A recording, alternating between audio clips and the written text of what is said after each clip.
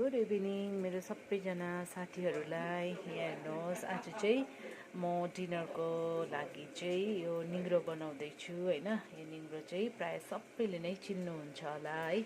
मलाई चाहिँ यो निङ्ग्रो साह्रै मनपर्छ। यसमा चाहिँ छुर्पी हालेर बनाउँदा पनि हुन्छ, तर आज म चाहिँ यसलाई सादै बनाउँदैछु। अनि यसको लागि चाहिँ मैले यहाँ लसुन र प्याज काटिरहेको छु।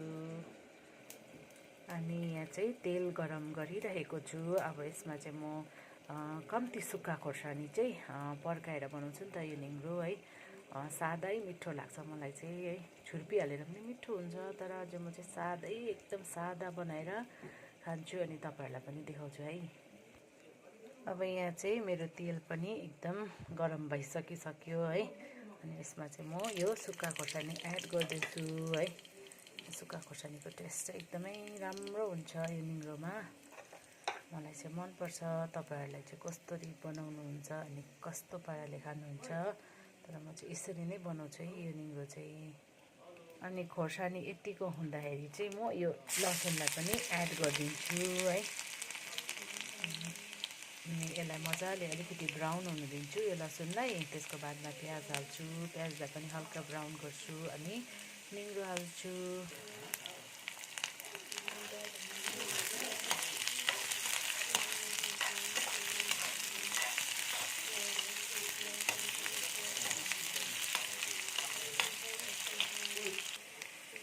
साथीहरू, अब म चाहिँ यसलाई यतिको मात्रै बनाउँछु है। प्याज लसुन खोर्सानी होइन यतिको भयो। अनि यसमा चाहिँ अब म अलिकति हल्दी अनि अलिकति यो तिखा लाल होइन सबै एड गर्छु।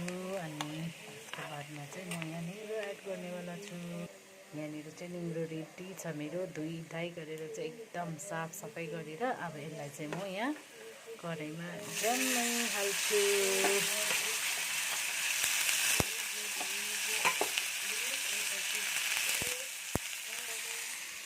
यसलाई चाहिँ मजाले भुट्नु पऱ्यो होइन, पाक्नु पऱ्यो। अनि पाक्नु आँट्दाखेरि यसमा अलिकति टमाटर पनि एड गऱ्यो भने राम्रै लाग्छ, मिठै हुन्छ जस्तो लाग्छ। साथीहरू, मैले चाहिँ यसमा अलिकति टमाटर पनि काटेर एड गरिसकेको छु है। तपाईँहरूलाई चाहिँ अब कस्तो पाराले मनपर्छ अब है। म चाहिँ यसरी नै पकाउँछु यो निङ्ग्रोलाई चाहिँ प्रायः होइन। अनि कोही कोही बेला चाहिँ यसमा छुर्पी पनि हालेर बनाउँछु, तर आज चाहिँ एकदम प्लेन टमाटर पनि यति नै कम्ती मात्रामै म हालेर पकाउँछु सधैँ यो निङ्ग्रोलाई चाहिँ। फाइनली गाइज, मेरो यो निङ्ग्रो चाहिँ एकदम पाकेर पनि रेडी भइसक्यो। अब खानु मात्रै बाँकी छ।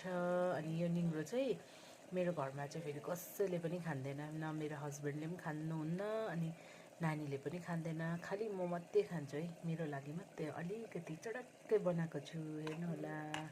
अनि यो निङ्ग्रो चाहिँ कसलाई मनपर्छ कमेन्ट गर्नु चाहिँ नभुल्नु होला।